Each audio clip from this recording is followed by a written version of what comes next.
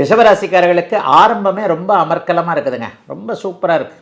2ஆம் இடத்துல குரு, 11ஆம் இடத்துல சனி. இந்த 11ஆம் இடத்துல சனின்றது 30 ஆண்டுகளுக்கு ஒரு முறை மட்டுமே வரக்கூடிய ஒரு அதி உன்னத உயர்நிலை. அதுவும் பாருங்கள், ரிஷபராசிக்காரர்களுக்கு உங்கள் சனி தான் உங்களுக்கு யோகக்காராக வரக்கூடிய அமைப்பு. ஆக சனி இந்த வருடம் முழுவதும் ஸ்டாண்டர்டாக 11ஆம் இடத்துல நல்லா இருக்கிறார். பிரச்சனைகள் தீரக்கூடிய அமைப்புகள் இந்த வருஷம் முழுக்கவே உண்டு.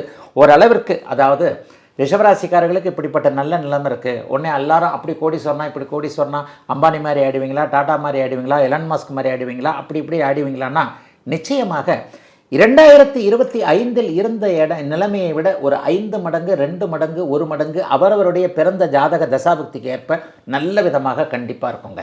நான் ஒன்றும் பெருசாலாம் சொல்ல மாட்டேன். அதாவது எல்லா லெவல்லையும் வந்து ஒரு 500 கட்டுக்கட்டாக யாரும் வீட்டுக்குள்ளே தூக்கி போட போகிறாங்க, தங்க கட்டியாக தூக்கி அள்ளி வீச போகிறாங்க வீட்டுக்குள்ளே, நீங்கள் வீட்டுக்குள்ளே இருந்தாலும் அப்படின்னு நான் சொல்ல போகிறதில்ல.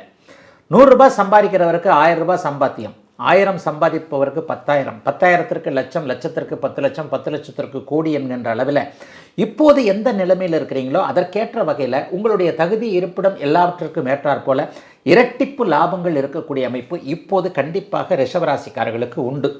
பணப்பிரச்சனை தீரும். மிக முக்கியமாக ரிஷபராசியில் இருக்கக்கூடிய இளைஞர்கள் பலருக்கு இந்த காதல் திருமணம் அல்லது திருமணமே நடக்க முடியாத நிலைமை, காதல் திருமணத்திற்கு பேரண்ட்ஸ் வந்து ஒத்துக்க முடியாத ஒரு சந்தர்ப்பம், அல்லது எனக்கே செட்டில் ஆகலை, நண்பராகத்தான் நண்பிகளாகத்தான் இருக்கிறோம், அல்லது அதில் ஒரு பிரேக்கப் இதில் ஒரு பிரேக்கப்புன்ட்டு இன்னும் லைஃப் செட்டில் ஆகாத இளைய பருவத்தினர் எல்லாருக்குமே முதல் 5 மாதங்களுக்குள்ளே லைஃப் அட்டகாசமாக செட்டில் ஆகக்கூடிய தன்மைகள் இப்போது கண்டிப்பாக உண்டு.